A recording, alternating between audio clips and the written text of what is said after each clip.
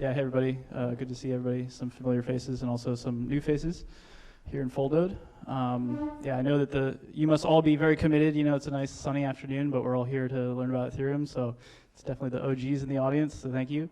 Yeah, my name is Max Sherwood. I work at a company called Ultimate. It's based here in Berlin. It's a wallet, self-custody wallet for mobile, focused on DEX trading, so a DeFi wallet. And yeah, the title of this talk is Can Zero-Fee Wallets Monetize Without Centralizing Ethereum? So a bit about me, I guess I would describe myself as a crypto enthusiast of many years, an analyst of the crypto markets and everything in DeFi, and also a validator. So yeah, my job title at Ultimate is Growth and Research Manager. I've started putting it in the other direction because it makes me sound like less of a marketing person and more of an analyst, research and growth. So we're going to go with that. And I also have co-founded a validator company on the side, so I know a thing or two about validators as well. So yeah, let's dive right in. I guess just like show of hands, who has made a swap on a decentralized exchange in the last 7 days on any chain? All right, maybe like half the audience. Who has made a trade on a centralized exchange in the last 7 days? Okay, less people, right? OG crowd, definitely. But we are not the majority, of course. So, according to the block, this chart shows that we've just gotten past 20% of the total spot trading volume being on decentralized exchanges versus centralized exchanges. But of course, those are rookie numbers. We need to pump those numbers up. I don't think I need to explain, in the wake of FTX and everything, why it's important to get people into self-custody and get people trading on decentralized exchanges. So the question is like when flippening, right? Like when is this number going to be 100% or 200%? Because we're still quite far away. If you think about, DeFi summer in 2020, we didn't even crack 15% there. So it's about time that, that number started growing. How do we do that? This slide first. Why should you care, I guess? Let's say, you're not one of those people that raise your hand, you don't really trade, you just hold your ETH, you just stake your ETH, well, DEX activity benefits stakers as well. So now that we have MEV Boost and the MEV activity that's being generated on chain being passed to validators, being passed to stakers, we actually see the average staking APY of Ethereum varying quite a lot in accordance with like how much on-chain activity there is. And you can actually see some of these spikes. So I've pointed them out, like the FTX collapse. There were a lot of people changing their portfolio around, moving funds around, doing on-chain activity.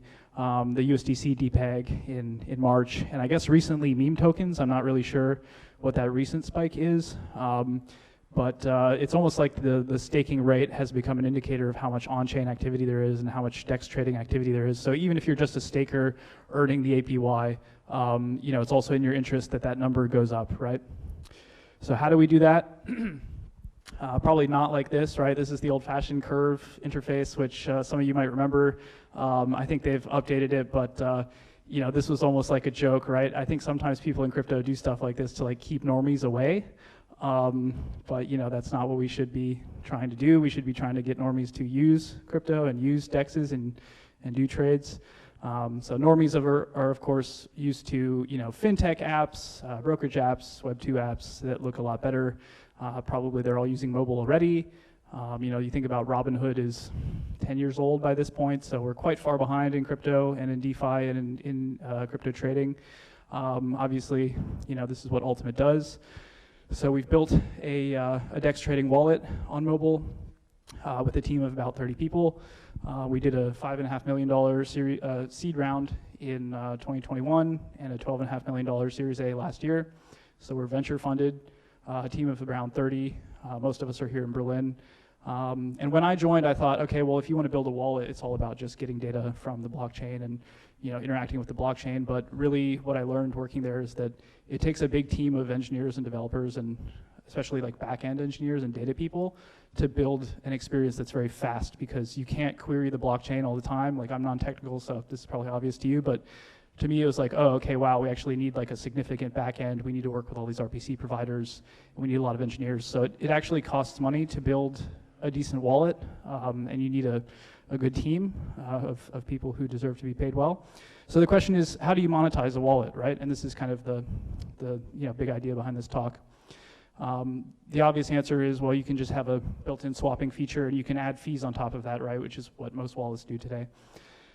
But really, added fees is it's a reason not to use the wallet, because we can all just go to the DEX front end, even if it looks like crap, and connect with our wallet and just use it with no added fee, right? So, it's a hurdle. It's something that's going to deter people, and to bring on the next wave of people to DeFi, we need to remove hurdles. So if you think about what Robinhood did, for example, they made it easy to trade, they made it free to trade. So the question became, instead of asking why should I use Robinhood, it's like, why shouldn't I use Robinhood, right? So MetaMask today adds a 0.875% fee on top of swaps, which is kind of funny because they go and find you the best of 5 quotes in this screenshot. Sometimes it's even more. And then they kind of ruin it by adding a fee on top. So if you're a serious trader, adding fees on a wallet are more of a reason not to use the wallet than anything else.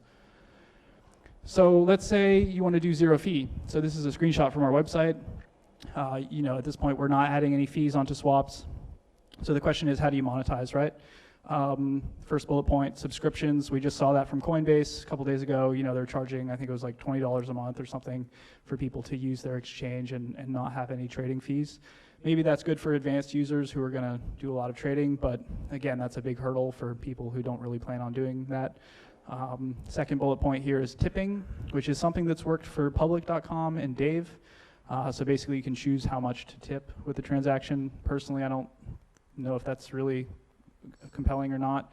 And the third bullet point in bold is, of course, payment for order flow, also known as PFOF, which is how Robinhood actually enabled their 0 fee trading. So they basically sell the order flow that the traders produce to a market maker, which is Citadel, and they can either match the orders together, or they can find liquidity outside in the marketplace for orders that don't have a match within the Robinhood pool of orders.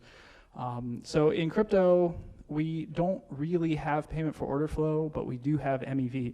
So before I go on to the next slide, who feels like they kind of know what MEV is? Okay, that's good. All right. So yeah, MEV, I guess first let's just look at the bottom part with the, it's called the MEV supply chain, I guess, these days. So, it starts with the user, they have an intent to trade, they create a transaction on a wallet, and then normally in the middle, it goes to a searcher before it goes to a builder and then the validator. But what needs to happen now is there needs to be some kind of order flow auction, right? Because we're talking about potentially payment for order flow or some kind of more sophisticated way to return value to the user and to the wallet. So Stefan from Flashbots wrote this piece in March called the Order Flow Auction Design Space, and these are screenshots from his blog post. And I'll just go ahead and read this quote. So Stefan says, order flow auctions promise to return users the value they create via their orders. We believe that 2023 will be the year of order flow auctions, and we expect significant competition happening between different order flow auction designs and their implementations in the next 6 months. So he wrote that in March. Here we are a couple months later.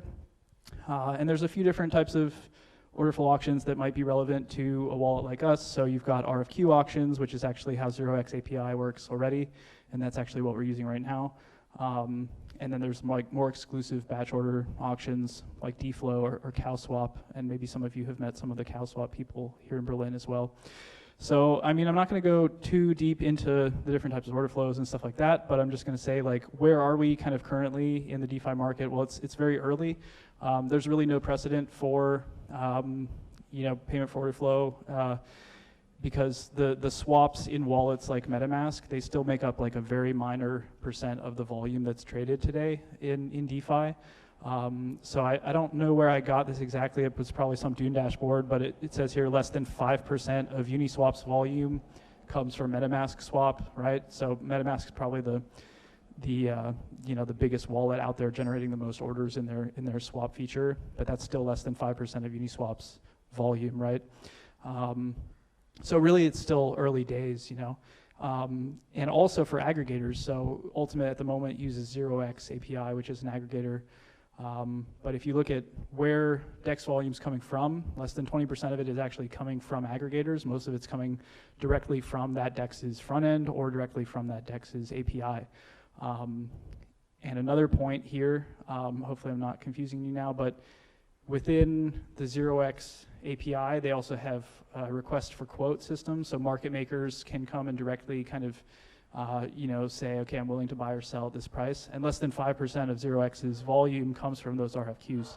So really, like, we do have quite sophisticated tools out there for traders, but most traders are still interacting directly with Uniswap or directly with the DEX via their front end or via their API. So it's still early days for DEX trading.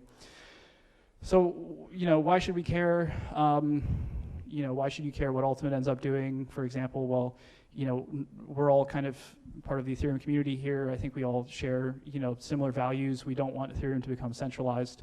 And payment for order flow has the potential to do that. The guys from Flashbots have written 2 blog articles. The first one is called Order Flow, Auctions, and Centralization, a Warning. So clearly there's some things here that we should be suspicious about or kind of worry about a little bit. And I think for a wallet to succeed, it should profit with its users and not from its users, right? I think we can all agree on that. So sometimes the Flashbots people put things into like utopia, dystopia, just to kind of illustrate what they're talking about. So if you look at the graphic here, starting at the top, if you have exclusive private order flow, that leads to higher value blocks being built. That means there's a consistently winning block builder that's dominating, and that block builder, because they're building so many blocks of high value, it justifies the exclusivity agreement that they have, right? So it's basically like if you have a really an order flow deal that's going really well and block builders are getting a lot of value, then it's gonna lead to centralization basically. And that's bad for Ethereum, right? We don't want large builders dominating due to exclusive order flow. So for example, what would this look like? Well, maybe MetaMask does start to bring in a lot more volume, and they partner with a certain block builder, and then they start basically making up a lot of the block building on Ethereum. So it's just easy to kind of build a worst case scenario looking at Consensus because they have so many products already. I'm not trying to attack MetaMask or anything here, but it's maybe just easiest for us to imagine this worst case scenario. So let's say that people use MetaMask, their orders go to the Infura RPC, and maybe there's a searcher that Consensus decides to start, and a builder from Consensus, and then there's even staking products from Consensus called Codify. So it'd be quite easy for Consensus if they started their own searcher and their own builder and their own validator to kind of start really capitalizing on that MetaMask order flow in a different way than they currently do. So we probably don't want to have that happen. So what's next? Well, the auction models are going to be tested. There's going to be more wallets launching, competing for market share. If you think about who will win the wallet wars, so basically like who's most likely to win, well, if a wallet succeeds in capturing a lot of value, they can get better funding, or they earn more money. They can hire a bigger team, they can do more marketing, etc. So maybe that's a positive flywheel. But a wallet that decides to return a lot of value to the user, they might get more users over time and more volume, because if you can get rebates for trading on a wallet, you're probably more likely to use it, right? So for example, 1inch and Uniswap have both announced mobile wallets in the past 6 months, I think. So that's one of them is a DEX aggregator, one of them is a DEX. Do we want them to win the wallet wars? Who should win the wallet wars? Should it be DEXs or aggregators who basically build a front end to their own kind of liquidity source? Should it be block builders who are really good at MEV? There's some conflicts of interest to think about here. But yeah, the goal is not to centralize Ethereum, right? But people like us, we care about this stuff, but the average user probably just cares about convenience, right? So this kind of question, who will win the wallet wars versus who should win the wallet wars, maybe those are 2 different answers. So yeah, that's the whole talk. I'm really curious to see if there's any like reactions or opinions or comments, but in summary, the entire ETH economy will benefit from increased DEX market share, so also stakers. Second bullet point is that DeFi needs fair markets and infrastructure, because unsophisticated traders need access to liquidity and protection from adversarial MEV. And yet, wallets need a way to monetize order flow fairly. It costs money to build a great wallet. High fees on swaps are not really acceptable. And order flow auctions should protect against builder centralization. So let's see what the future brings. This is something that I'm researching, but I don't feel like an expert. I never somehow do. There's always new stuff happening, so I'm also curious to hear from you guys. But yeah, thanks for your attention.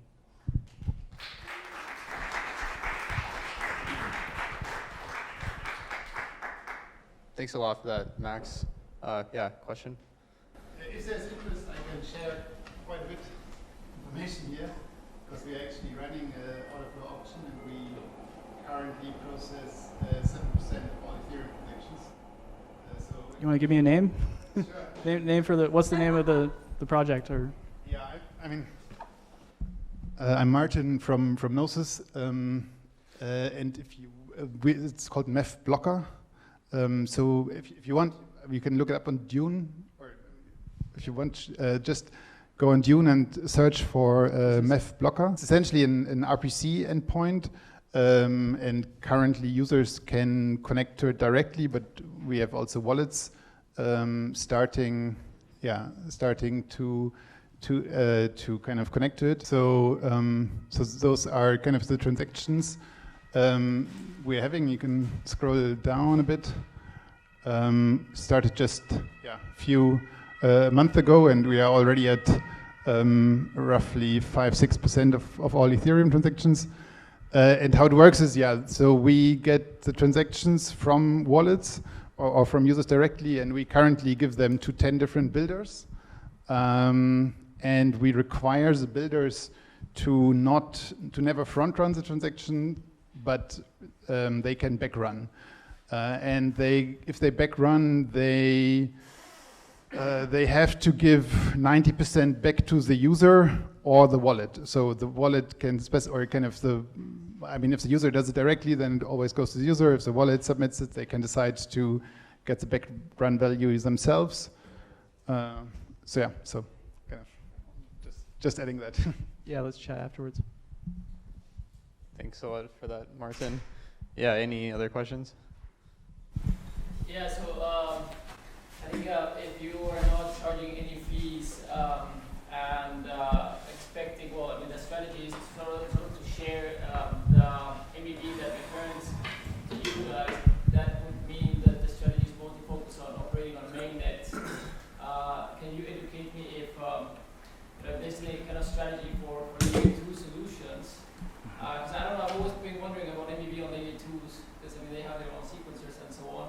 So wouldn't it make sense, what would be sort of the case between being on layer 2 or several, Optimism, Arbitrum, whatever, and offering, or you paying actually less fees for the swaps for customers, which costs the company less, against the case of operating only in mainnet, expecting, what is MEV to finally redistribute to you guys? Why would it make more sense? Or actually, if you would also launch layer 2s, that would mean that the MEV, you wouldn't get as much sort of MEV repayment back. So that means you can also sort of share it with the users. Have you thought about this kind of comparison, these two cases, and what have been your conclusions? Yeah, I'm not an expert on layer 2 MEV, but yeah, it's kind of this not conflict of interest, but it's like a yin and yang, right? You don't want your users to be paying high fees and having inefficient markets happen, inefficient orders happening, but you kind of do financially, because that's how you create the MEV, right?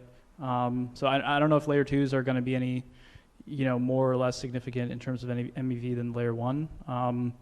We're already live on Optimism and Arbitrum, because we definitely wanted to support low fee trading environments, because most retail users, if you think about the intent to trade, if you want to get long, I don't know, Dogecoin or something, you don't really care what chain it's on, right? It's actually not even a ETH native chain, or ETH native token. So it's the intent to trade, it's kind of chain agnostic. And then from there, you just want to have the least amount of market impact, the least amount of slippage, and pay the least amount of fees, right? So yeah, there's just so many different things to think about that, these are the things that you should probably make it easy for the user to not have to care about, right? Where's the best source of liquidity? Where am I going to pay the least amount of fees, et cetera? So Yeah, I don't really have a good answer. I guess we'll see how like layer 2s pan out in the long term. I don't think there's more trading happening there than L1s, at least on a volume basis. But it does seem like it's a better place for retail users, for sure. Great. Any last questions? I wanted to ask if whenever a proposer builder separation gets ready for Ethereum, and my understanding, MEV inspection gets more difficult or not even possible. Is that right? And in that case, what is the model to finance a wallet at that point? Do you mean when proposer builder separation becomes like enshrined in the Ethereum protocol instead of like MEV-Boost? Yeah, I don't know. That's another good question. I mean, MEV-Boost has like completely changed the dynamics like inside of a year, right? So it's just been crazy to see like, you know, MEV kind of go from like a dark forest to kind of a somewhat reasonably fair place, but still not completely, you know, safe for users, I guess. So when PBS gets enshrined in the Ethereum protocol, like, I'm sure things will look completely different, and we'll just have to like look around and see how things look at that point in time, you know. Great. Sorry. I think we need to cut it off, actually. Like the time scale to that, like the proposal of building is ready, and so things change again. It's like 1 year you can go on that strategy, or like 3 or 4 years, just roughly. I have no idea, man. I mean, we just have to like keep our eyes open and keep up to date with what's going on, you know. Yeah. I'm happy to talk about it a little bit after, too. Thanks a lot, Max, for giving this talk. Appreciate it.